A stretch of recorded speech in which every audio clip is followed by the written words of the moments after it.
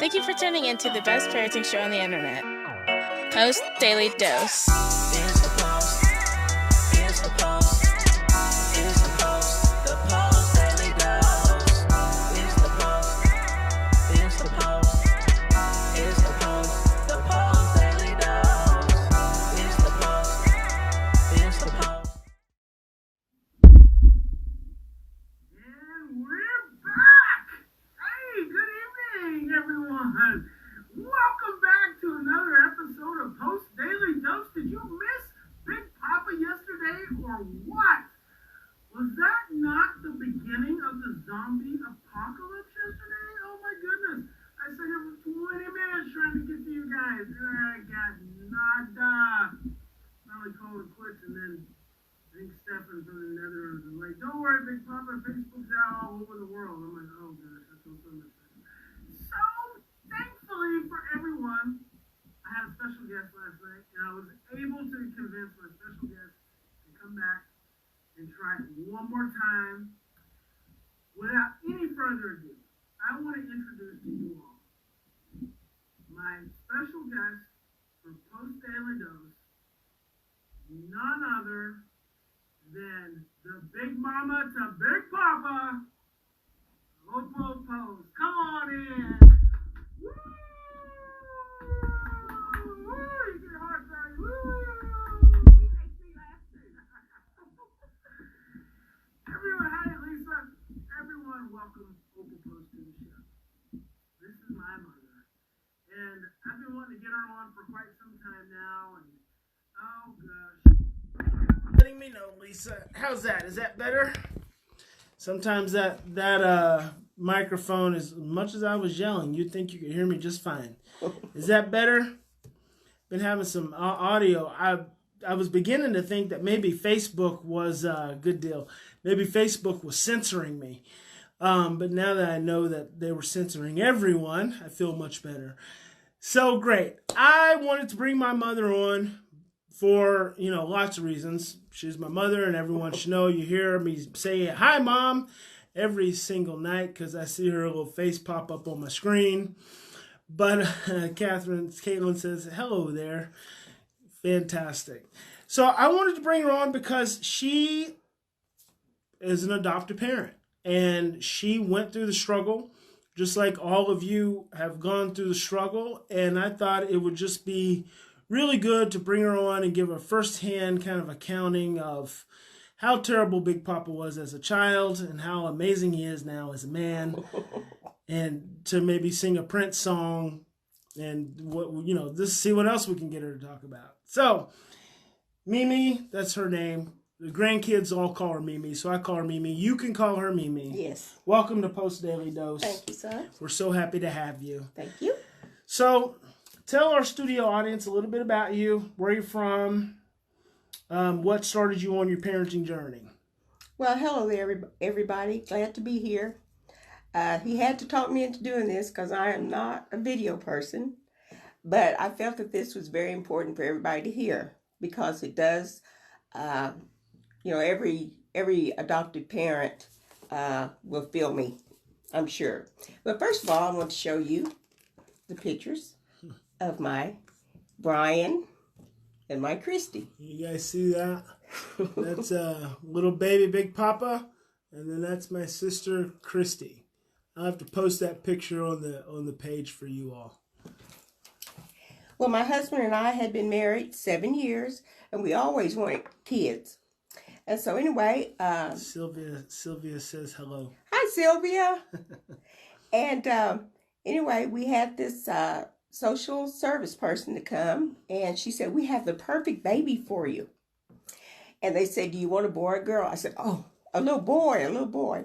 And so we went to pick him up, and when they put him in my arms, he looked at me with those little no teeth, and he just smiled at me, and my heart just burst with pride. And so we took him home, and we had such a great time with him, being a baby, until we decided we wanted a little girl. Oh, boy. And anyway, within a year, we had our daughter, Christy. And the social service person had told us that since she was a preemie, she may have some psychological deficiencies, kind of. But of course, we didn't hear all that. So we didn't. let me. Hey, Stacy. This is remember Stacy from Carnegie. Oh yeah. She says you haven't aged a bit. Thank you. I'll take that. So let me chime in here because this was in the early 70s. So I was born in 73. My sister was born in 74. And she was 3 months premature. So she was a preemie, and she was actually in an incubator for 3 months. And I think she weighed like 3.3 pounds. 3 pounds. She weighed exactly. 3 pounds. You could hold her in your hand. So you all have a lot of experience with some of your adopted kids, knowing that they have some early birth traumas and challenges. But just think about in the 70s how much less knowledge there was. Even now, and I mean, there's so little knowledge now, but imagine back in the 70s. And so she told you that she was probably going to have some challenges because she was premature. Challenges. Yes. But what did she say? Hey, Justin. Justin says hello. Oh, hey, Justin. What did she tell you about me? Did she tell you I was going to have any challenges? No, she didn't. Okay, She didn't. so I wasn't premature or anything like that. So I'm just a regular baby, right? Yes, yeah. They said he was perfect. Just perfect. So anyway, after we got our Christy and everything, well, everything Hey, Minnie. was hey Minnie, hi girl. I'm a talker sometimes, you know. I'll get off the subject and start talking like, hi Minnie, how you doing? But anyway, while we were having so many challenges with our daughter Christy, I didn't know that this was such a smart little bad guy. And I hate to say bad, you know, because I don't like kids to be labeled bad, but he was very mischievous. And we found those things out later in life while we were trying to get our Christy online. But it was a challenge. And being in the early Head Start business, you know, you think it's you. And because I was early Head Start teacher, and I could get along with all these other kids, but when it came to get along with my daughter, we had challenges. And now when I think about it, if I would have just let her be herself, but I want to have her to be, I think, like me. I like to dress her in dresses, and when I would turn my head, she'd be sitting on the ground in the dirt, you know. So I've always said if I knew then what I know now, it would be completely different. And those challenges. And bless Brian's heart, I guess he saw what was going on until he said, I'm not going to do that to my mom and dad. Not right now where they can see it. So he did things outside the home that I found out later. But now I told him one day, I asked him one day, I said, where were you when I needed you? Of course, he wasn't hardly born, you know. But anyway, he's been the light of my life. So what else you want to know? So I was the golden child in the family. Yes. So and it was because, and I said this many times, I didn't have the social and emotional challenges. Yes. So my sister was socially and emotionally immature. And that matched up perfectly with my parents parentified, because they were both parentified in their families of origin. And so those dynamics matched up perfectly. And even though I had, you know, lots of behavior problems and lots of behavior challenge, the single best thing for me was that we grew up in this little town where everyone was familiar, and it was a little country town. And so I could get away with a lot of stuff because all my buddies were getting away with a lot of stuff. And we were on track socially and emotionally. So the behavior challenges we had didn't stand out to such a significant degree. But I also always say that ultimately my behaviors were worse than my sister's. Yes. Her behaviors were connected to her social and emotional immaturity. Behaviorally, though, mine were much worse. But the way the dynamics matched up, it was just a perfect storm. Yes. And can you tell our posties what kind of help you guys received? None. We tried to get her into counseling, and she went a couple of times, but the counselor, she didn't tell us anything. She didn't counsel with us, and I was wanting to know what could we do to help, but she'd always say, well, I'm trying the confidentiality of the child, and I'm thinking, well, heck, give us some direction. What should we do? But that was not to be had. And so we just had to struggle along. We struggled. But through all these struggles, I would do it again, but I would do it differently. You know, a day doesn't go by that I don't think about her. And if I just let her, if I'd have just chilled out, and my husband could have chilled out a little better, it would have been a whole different ball game, I believe. And some of the things I hear that Brian did, it's just like, oh my gosh, how did we even make it in that little town? But anyway.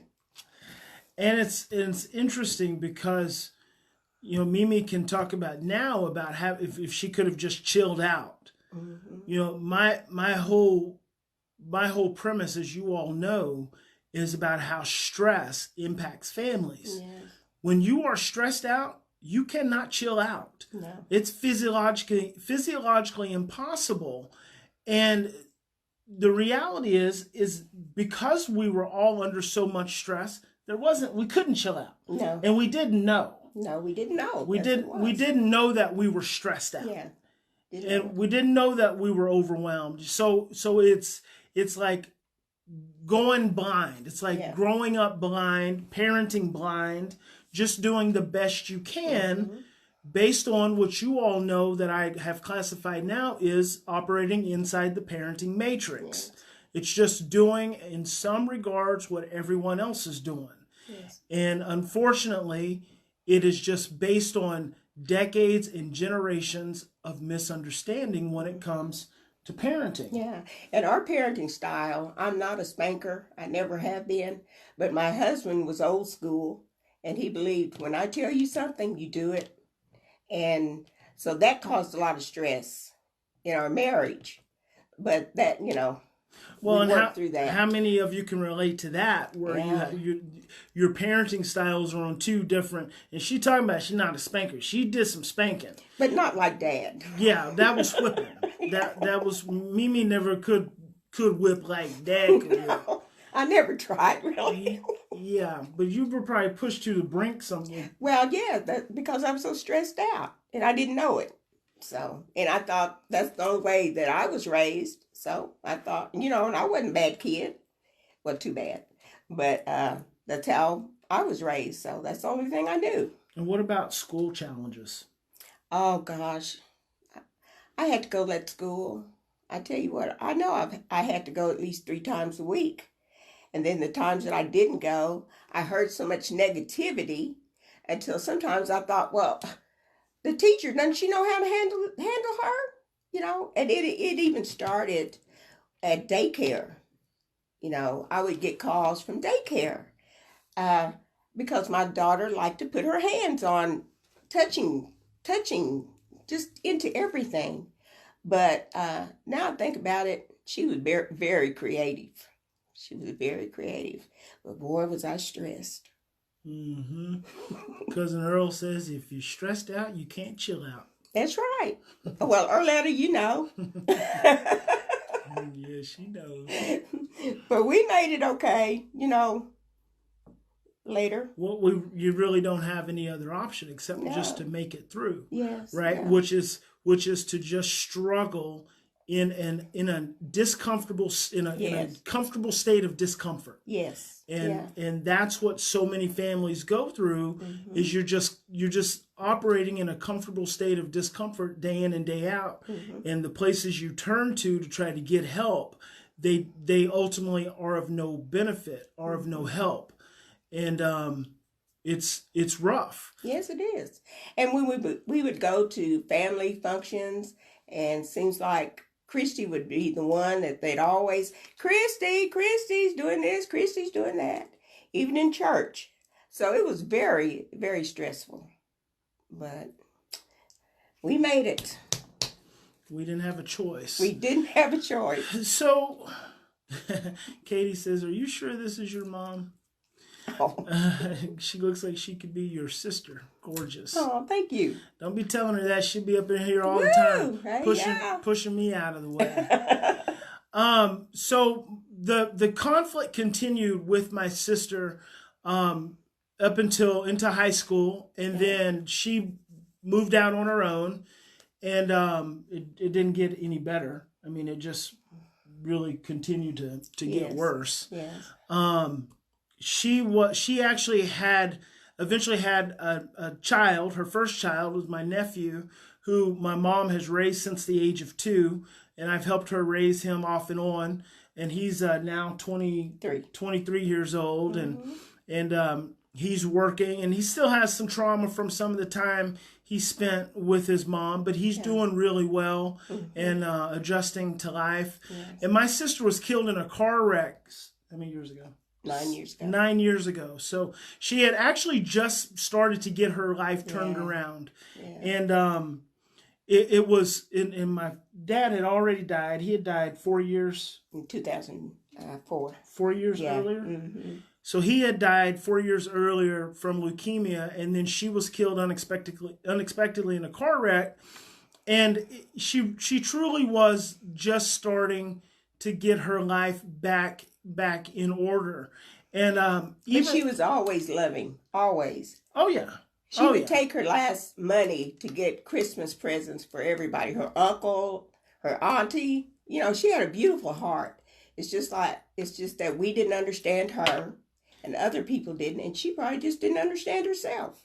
She didn't. No one, I don't believe that anyone truly understood her. Probably her husband probably understood her. Yes.